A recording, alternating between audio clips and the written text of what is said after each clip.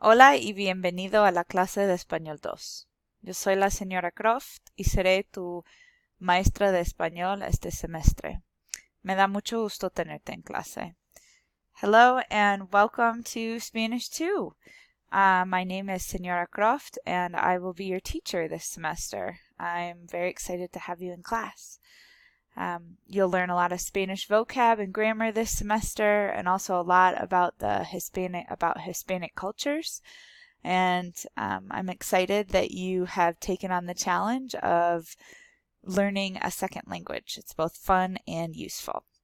So in today's video announcement, I wanted to tell you a little bit about myself, also give you some tips for success in our class, and finally, I want to give you a brief overview of what this week will look like in Spanish. Every week you'll get a video announcement or else a written announcement to read or view. They'll be much shorter than this one. This one's just a little bit longer because it's the first one and I wanted to introduce myself. So as I said, my name is Senora Croft and I live in Colorado Springs with my husband Trevor, our 6-month-old daughter Samantha, and our crazy and very energetic Boston Terrier dog Bobby. I've been here for 10 years now, and before teaching at Colorado Prep Academy, I taught at a local high school here in Colorado Springs for 8 years, where I taught all levels of Spanish from 1 through AP. I learned my Spanish in school, just like you're learning it now, and then I continued to study it in university. I also lived abroad for a few years, and that really solidified my knowledge of the Spanish language and also various cultures. I have my undergraduate degree from the University of Michigan in Spanish and psychology and my graduate degree from New Mexico State University in Spanish linguistics. And as I said, I lived abroad in Mexico for 2 years. I was 1 year in Chiapas and 1 year in Isla Mujeres, and I was teaching English both of those years. I've also lived in Nicaragua and Costa Rica for various summers, and I've done a lot of traveling in Central America and Southern Mexico. So if you have the travel bug as well, and after graduating high school you want to travel, see the world, live abroad, study abroad, give me a call or send me an email because I'd love to talk to you about that. There's some great opportunities out there, and this class will help you to be able to take advantage of those opportunities. So, few things about our class in general. Each week we'll have an announcement. It'll either be video or written, and you're going to want to start off your week by viewing that announcement or reading that announcement. You'll also want to start off your week by checking our class calendar because that'll show you what we have going on. And let me show you what I mean by that. So from your homepage, from our class homepage, the way that I access the calendar is through Plan. And the calendar comes up here and you can see what you have to do for the week. I suggest setting aside a specific time each day to work on Spanish, just as if you were in a traditional brick and mortar class. Each lesson that you see on your calendar takes approximately 60 to 75 minutes. So I recommend setting aside 75 minutes just to be safe. So each week we need to go through 5 lessons in order to learn all of the content this semester.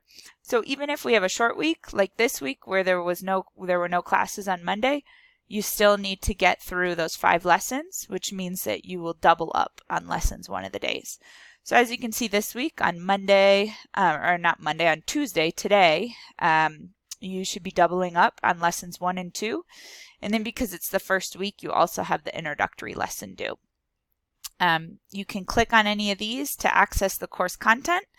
And then below them, you will see the assignments that are due. So you have your first assignment due today, and that's the academic integrity statement, and that's just acknowledging it and signing it. And then tomorrow, after you complete lesson 3 of Unit 19, you will have a pop quiz, and also a reading comprehension quiz, and that's over the vocab that you had studied in those first 3 units. And these are always for points, these ones that are below, and the ones on top are for practice. So as you can see, we're starting with Unit 19, which is just a continuation of where you left off last semester. So a couple more things about my class in general.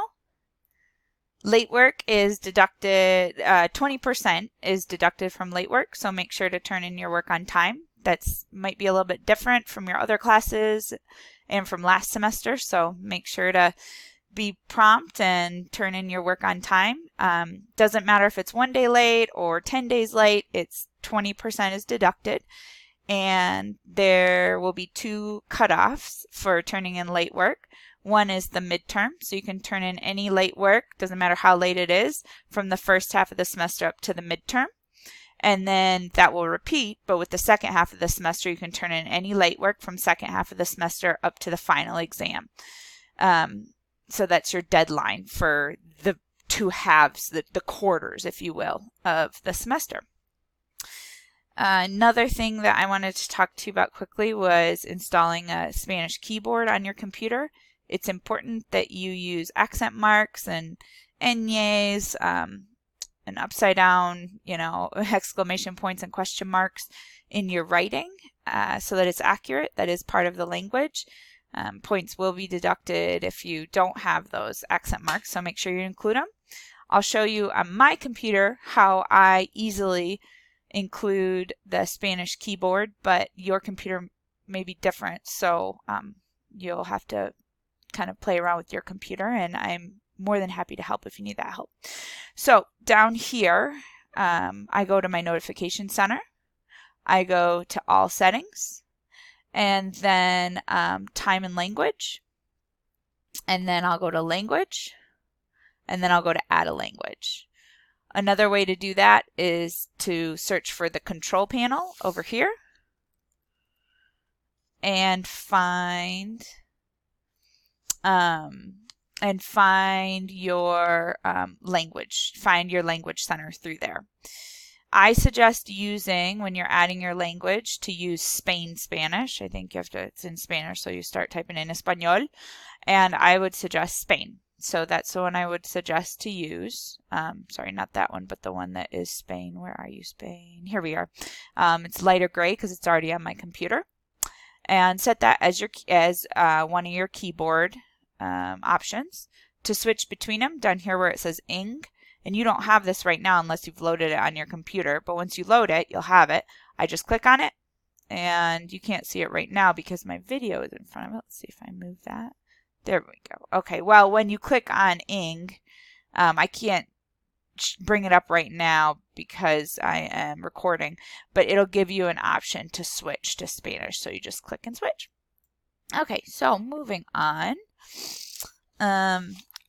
Online translators like Google Translate, make sure to use them only as dictionaries. You can't put an entire sentence in there because it's not your work, and also the translator doesn't oftentimes know how to correctly form the sentence. So you can use it as a dictionary. So for example, you could look up the word sand or palm tree or beach, but you cannot put in multiple words at a time and look up a whole sentence, like the girl slept in the sand under the palm tree on the beach. Like I said, there's 2 reasons for that. One is it's not your work then. If you turn that in a writing assignment, you've turned in Google Translate's work, not your work, and I want to know what you know. I don't want to grade Google Translate. I want to grade your work and help you to improve your Spanish, not Google Translate. So that's your first reason.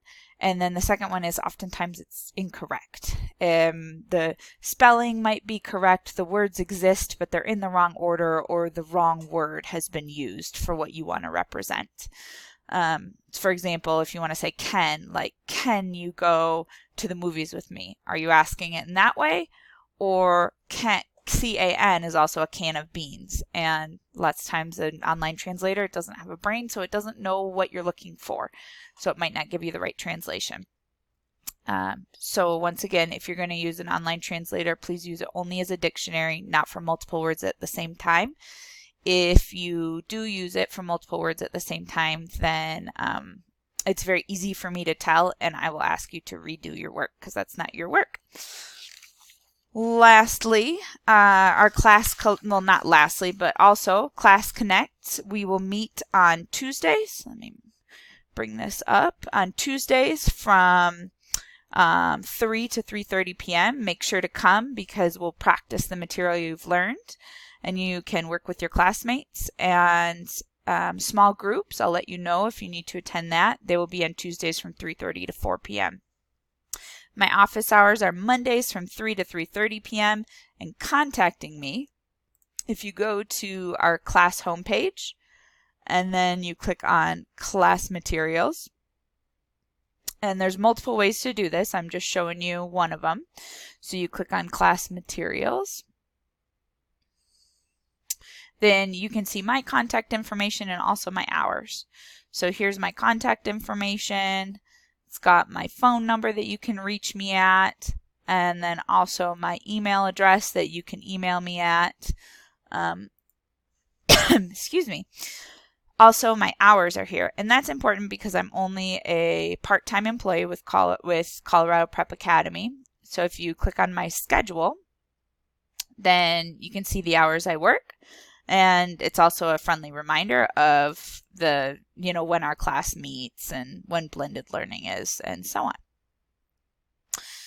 Let's see here. So finally, the quick overview of this week. This week, it's a short week. And so you've got a lot of work to do in a short amount of time to kick off the semester strong. You'll complete Unit 19, and as we saw earlier, you have 2 lessons to complete today, 1 and 2, and then lesson 3 the next day, 4 on Thursday, and 5 on Friday. You also, for today, have the introductory unit that you need to look over, and then also the academic integrity statement is due, so you'll need to acknowledge that for today. On